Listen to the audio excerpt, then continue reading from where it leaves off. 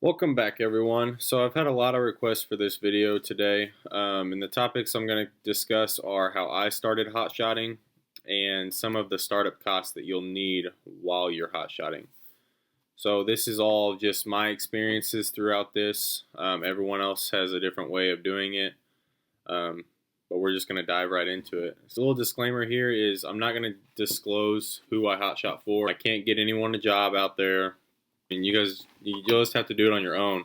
It's just too much conflict of interest if I put out company names and stuff like that. So, but before I got started into hotshotting, I ran distribution pipeline in Kansas City. So I had a company truck, but I liked to have diesels. So I already had a 2017 Dodge Ram 2500 3/4 ton, and so I was using my company truck for work, and I was just kind of getting burnt out there. It was just a lot of conflict with me and the employer that I was with there. So long story short, I ended up leaving there after I found hotshotting. So I was just scrolling on Facebook on the marketplace, and I came across an ad advertising how much you can make and just doing like over-the-road driving, and I seen some of the requirements, and so I met the requirements at the time. So I called up the company that I'm with now, and next thing you know, I was going down to Oklahoma and starting. So like I said, I started with a 3/4 ton truck. I didn't have a trailer, but I did have trailer experience. Nothing commercially or anything like that, but I had trailer experience pulling equipment and so on and so on. So I went down there, and I was doing non-CDL loads at the time, so I didn't need IFTA, I didn't need apportion plates. Pretty much I just had my truck licensed for 26,000 pounds, and the GVWR on a 3/4 ton is 10,000 pounds, so without a CDL I could pull a 16,000 pound rated trailer. So I ended up getting put into a 32-foot gooseneck, 32-foot PJ. That was a single wheel tandem axle trailer. It had two 8,000 pound axles. So it was rated for 16,000. And I know a lot of you guys have been asking, do you need a CDL? Okay, so you do not need a CDL to pull anything privately. So to pull trailers like farm trailers, to pull RVs, not commercially obviously, but if you own an RV and you're pulling it, you can do that without a CDL. But to run interstate commerce and to pull for profit, you do need a CDL for anything rated over 26,001 pounds.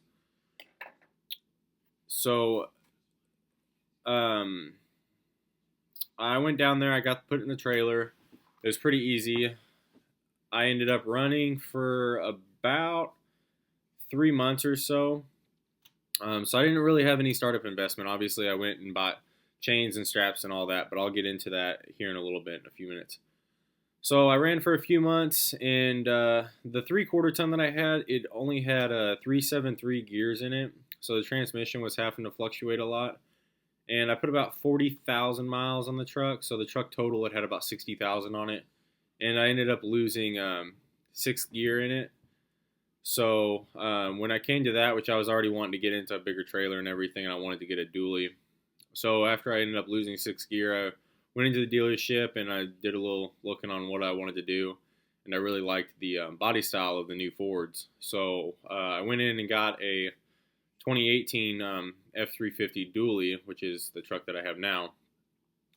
And when I went and did that, I also had to go and get my CDL with it. So I went and got my CDL before I could go back to running again. And I got my CDL.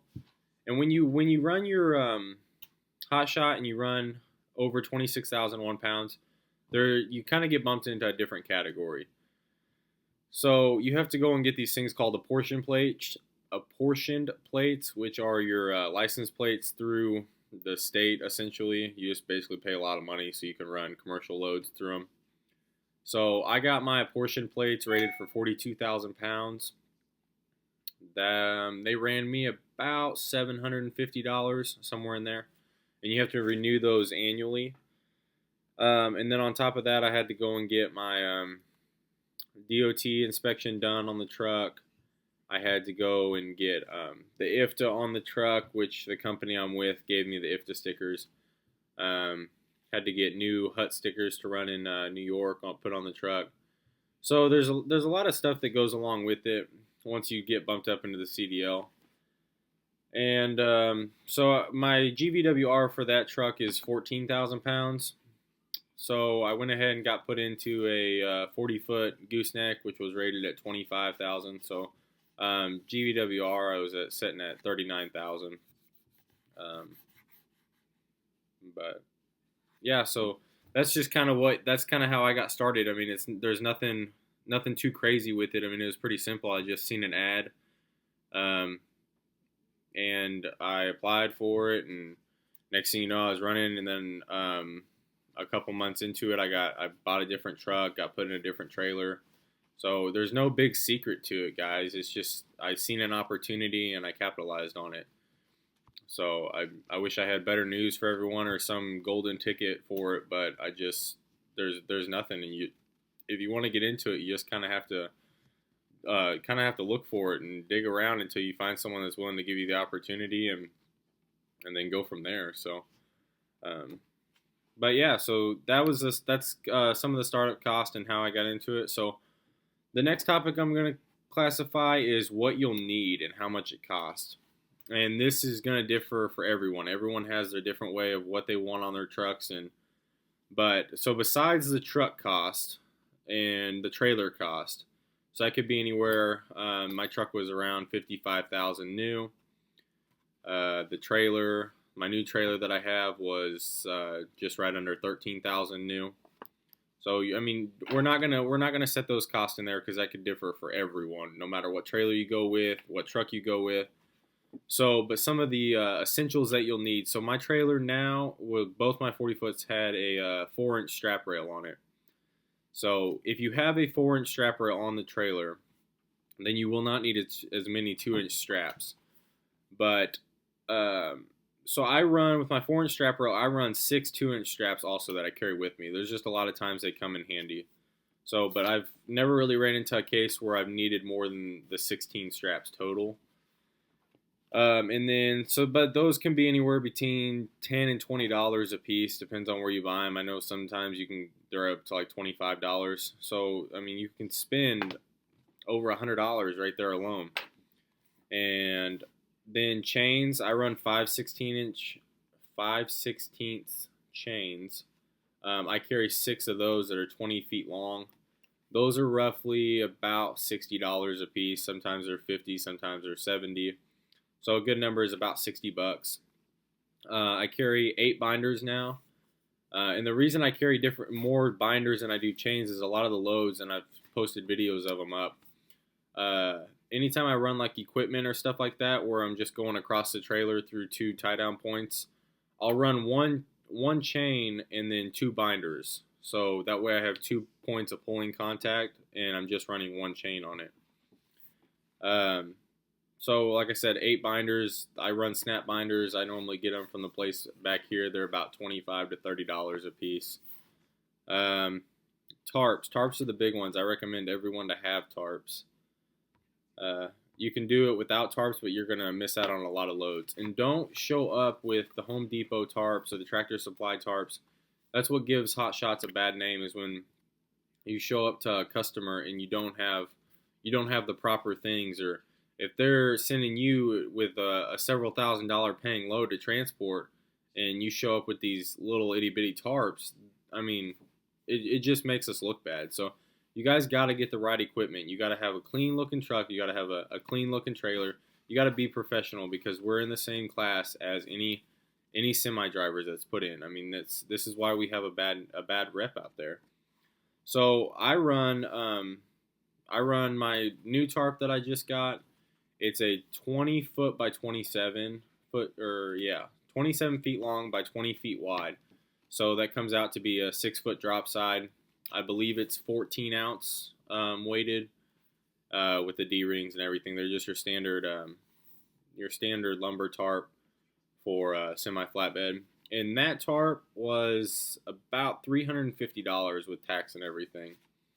So, and then the other tarp that I run is a 16 foot by 20 foot. So it depends on which way you want to turn it. It's either 6 foot drop side or 4 foot drop side. And that one was about $250.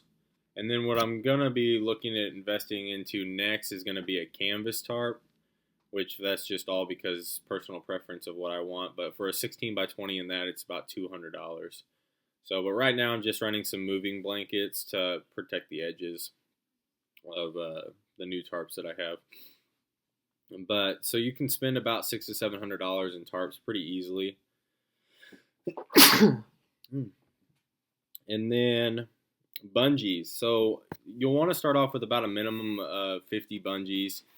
I would recommend probably even going as high as 75 bungees. It all depends on what size trailer you're running. Different trailers need different length trailers need different amount of bungees for how many tarps you're running. But the bungees that I get back home here, I get 10 packs and they're about $20 for 10 packs plus tax. So you're looking at over $2 a bungee, maybe $2.30 a bungee. So 50 or 75 of those, you're looking at another $150. And then just some extra things that you'll want to get is going to be on auxiliary fuel tank. That's really, honestly, it's a necessity in this industry. I run a 100-gallon auxiliary fuel tank. It was about $400. It's just your plain white one. I got it from Tractor Supply. And then I run a 15-gallon per minute 12-volt pump, I believe it is. The ones that hook up to your batteries. Just because I like to run that because you can use it out here on the farm. And so I don't have anything hardwired into my truck. But the pump on that was, I think it was about $300 also. So you're looking at another $700, which they have a lot of different auxiliary tanks. You can get the toolbox combo ones. But that's just, like I said, that's just what I run. So total, I would say a total startup on it, you would need, before you get anything besides the truck and the trailer, I would suggest you'll need probably about $2,000 in startup. So you need to have a decent safety net if you're really going to consider doing this before you quit your job. I mean, some people say a good rule of thumb is going to be have a $10,000 safety net. If you're like me and 90% of the other people out there, we don't have a $10,000 safety net when we're trying to start something up. So, but I would recommend you need to have a couple weeks to where you can sustain, where you don't get a paycheck, because you'll need to get started. So you'll have a week of running, 2 weeks of running before you see your first paycheck. It's just like any job. You'll work 2 weeks before you see your paycheck for the following week. And when you're in this industry, you're looking at about $1,000 a week for fuel, plus food if you get a hotel or anything. So I would recommend after your startup costs, you'll need to be okay with spending $3,000 to $4,000. So a safety net of about $5,000 is what I would recommend. And that's just what you'll need to start up. Anything more is great, but I mean, realistically, for some of us, it's just not possible. But I hope you guys enjoy the video, and I'm sorry if I didn't get to anything that you guys have been wanting. I know it's a lot of information to cover, and I hope you guys enjoy the background video. It was just some loads that I was doing in Texas this last week. I was running through West Texas, so I picked up in Dallas. I picked up some not gas line material, but it was going to a gas line site. So I picked that up and I dropped one off down in Taylor, Texas, and then one over in Robert Lee, Texas. So I was just driving across West Texas for 5-6 hours. So it was pretty neat, pretty creepy out there, though. There's just nothing out there. It's just 2-lane roads with 75-mile-an-hour speed limits, and it's just deserty out there. So anyone out there lives out in Texas, more power to you, because there ain't nothing out there as far as I've seen. So hope you guys enjoy the video, and I'll try to upload more, but I've just been really busy running, so hopefully I'll get all caught up over the week of Christmas. But stay tuned for more, guys. I appreciate the support. I'm out.